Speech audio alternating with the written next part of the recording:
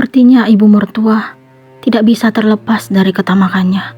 Ada saja alasannya jika menginginkan sesuatu. Apa mungkin dia telah mengetahui rencana Mas Bimo? Sejak kapan dia di depan pintu kamar?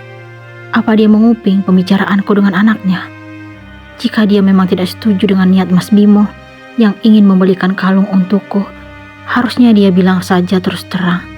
Aku juga tidak ingin dianggap sebagai menantu yang lebih mementingkan diri sendiri saat keluarga suami sedang dalam kesusahan.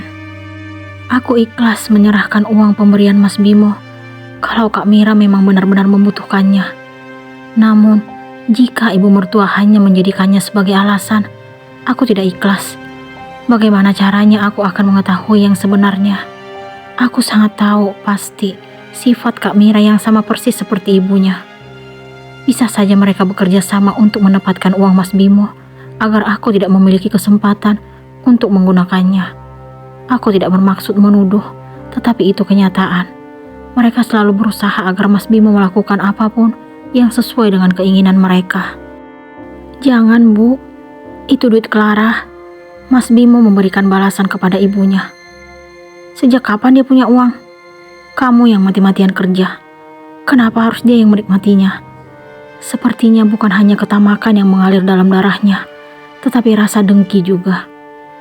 Uangku ya uang Clara. Dia istriku, ibu dari anakku. Apa ibu ingin menyamakan Clara dengan ibu? Karena ibu hampir tidak pernah terima uang dari bapak. Jadi ibu berharap agar Clara juga mengalami hal yang sama. Itu gak akan aku biarkan, karena aku bukan suami yang tidak bertanggung jawab. Sungguh, aku benar-benar terkejut mendengar penuturan Mas Bimo. Ini untuk pertama kali dirinya mengungkapkan kelakuan bapaknya yang sebenarnya. Apa mungkin kesabaran Mas Bimo sudah mulai terkikis? Atau dia sengaja ingin menyadarkan ibunya? Wajah ibu mertua tampak memerah. Beliau pun langsung berdiri. Ternyata ini balasanmu sebagai anak. Kamu udah terpengaruh dengan istrimu untuk menghina bapakmu sendiri. Beliau meninggikan suara. Saya gak habis pikir, kenapa ibu dibutakan oleh cinta hingga tidak pernah menganggap bapak bersalah. Padahal sangat jelas kalau beliau tidak pernah peduli terhadap keluarga. Bapak hanya mementingkan diri sendiri, taunya hanya makan dan tidur. Mas Bimo makin menjelaskan kelakuan bapaknya yang tidak pernah memedulikan apapun yang kurang di rumah ini. Jangankan untuk memenuhi kebutuhan istri dan anak, untuk beli rokoknya saja tidak mampu. Baru kali ini aku melihat orang tua yang masih sehat tetapi tidak memiliki niat untuk mencari nafkah istri dan anaknya.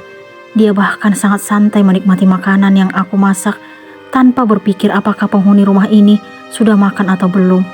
Hal itu sering terjadi saat makan siang. Jika orang tua itu melihat lauk masih banyak, dirinya seolah-olah berpikir kalau semua yang dihidangkan itu hanya untuknya. Aku sering mengingatkan agar dia tidak lupa dengan orang-orang yang belum makan. Mungkin dia tidak terima, dia pun langsung merengut.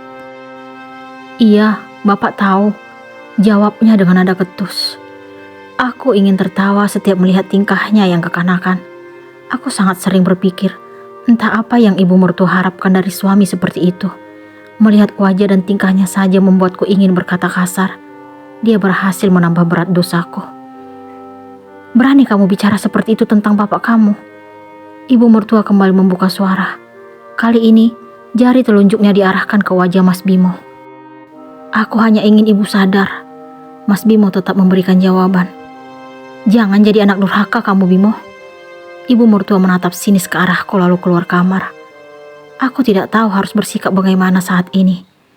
Apa Mas Bimo akan tetap mengajakku ke toko emas untuk membeli kalung yang dia janjikan? Apa kata ibu mertua nanti jika perhiasan itu tergantung di leherku? Mas Bimo benar-benar menepati janjinya malam ini.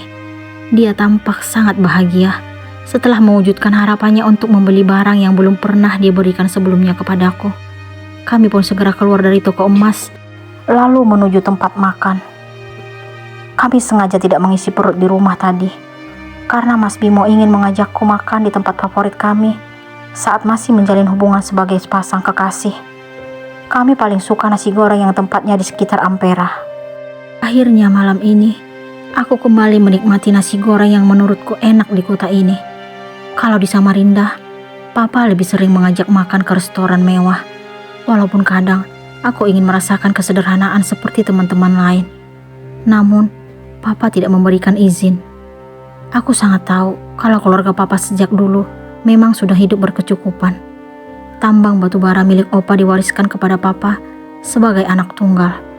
Oleh karena itu, Opa ingin punya menantu yang status sosialnya sepadan dengan keluarga mereka. Keluarga Mama adalah pemilik salah satu mall terbesar di Samarinda.